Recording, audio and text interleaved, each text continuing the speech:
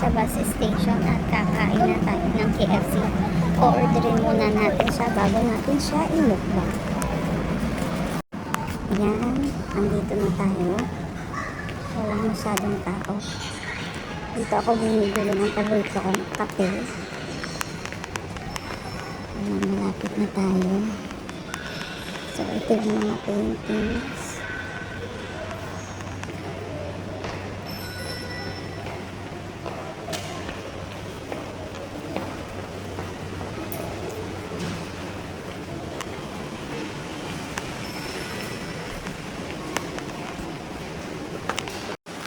Kasi sa adik na ay namamagaan kasi grabe tayong tulog. Ang gamot kasi namin dito sa Korea ay may kasamang parang pampatulog para nakakapagpahinga ka, tapos mabilis mag-heal kung ano mang meron kang ano mang sakit na meron. Parang may nakita ako sa ano na gusto kong kainin, itong noodles na to.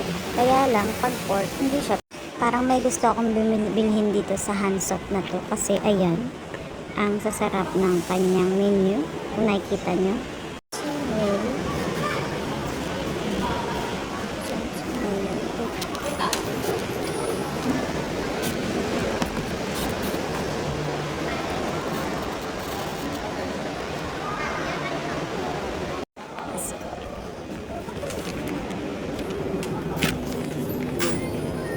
Sabihan na siyo.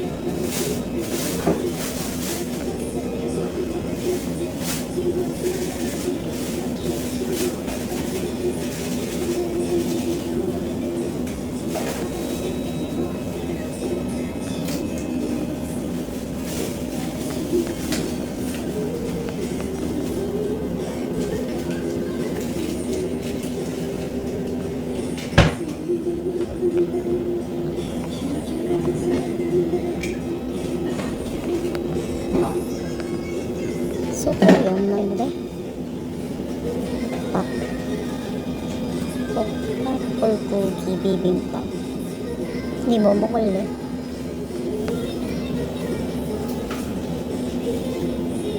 Pagyan na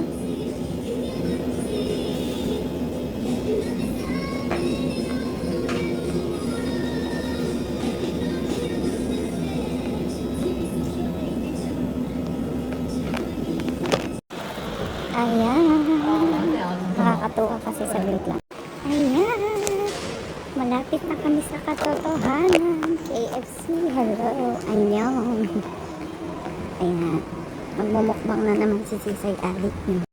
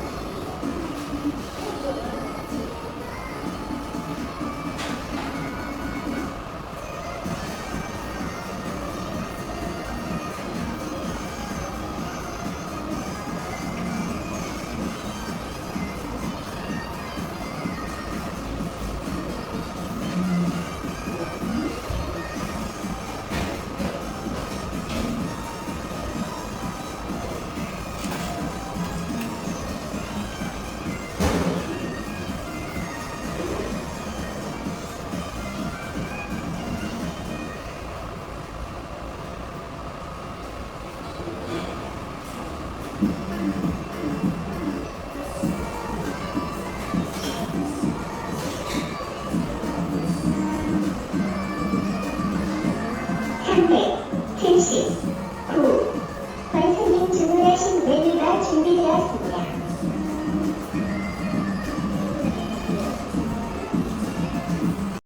nasa bahay na ako. Ito yung aking 3-piece chicken. At alam niyo ba, sa katakawan ko, may bago naman ako na-discover sa sa KFC. Yung KFC natin dito ay meron na siyang garlic fried rice. So, titikman natin kung anong pagkakaiba ng KFC natin sa ng garlic fried rice natin sa garlic fried rice ng Korea. Ayan. So, sausaw na natin yung ating chicken sa gravy. Ayan. Kain tayo.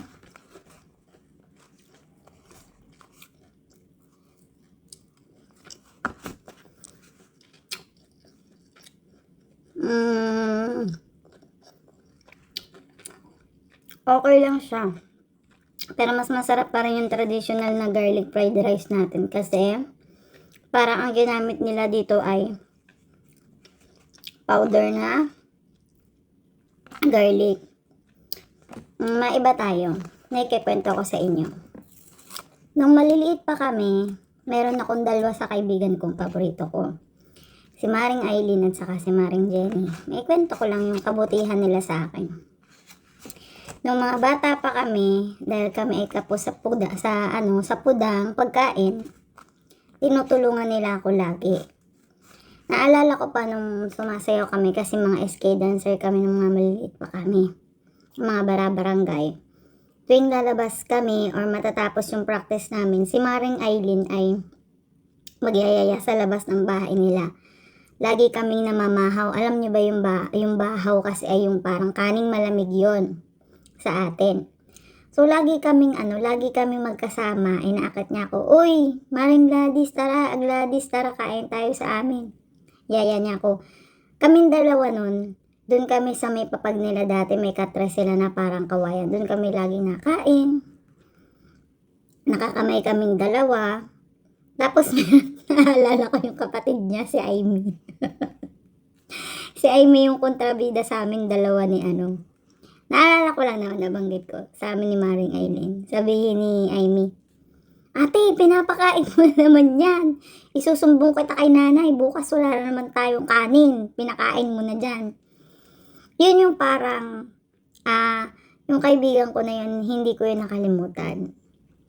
Naging magkumari kami kasi inaanak ko yung kanyang anak. Yun. Marami kaming pinagdaanan na magkakaibigan. Si Maring Jenny din. Ganon din. Si Maring Jenny naman sa tanghali, sa hapon. Pag lumalabas siya ng school. Lagi niya ako niyaya. Pagkalabas ng school, alas 4 yata ng hapon yun. High school siya nun. Niyaya siya, "Uy, tara Adit, kain tayo sa bahay." May prito kaming isda. Lagi kami nasa bahay nila. Pagka nalabas sa trabaho, tas meron siya laging paborito niya yung manggang malutong na may bagoong. Yun yung lagi ko napapansin sa kanya, pinakain niya nun. Alam nyo ba, ngayong dalawang yan, hindi ko sila nakakalimutan. Kasi sila yung parang merong naiambag sa akin. Kukunti lang talaga yung magiging kaibigan mo na totoo, na talagang hindi ka ihuhusgahan, hindi ka ilalaglag, hindi ka hahayaang magkamali, ganun. Yun yung mga mabubuting kaibigan. Pag may ganun kayo, sana hanggang sa pagtanda nyo, sana sila na lang yung kaibigan ko. Kaibigan ko pa rin naman sila ngayon kasi minsan nagchat-chat din naman kami pag ganyan. Dahil inaanak ko din yung mga anak nila. So, yun lang.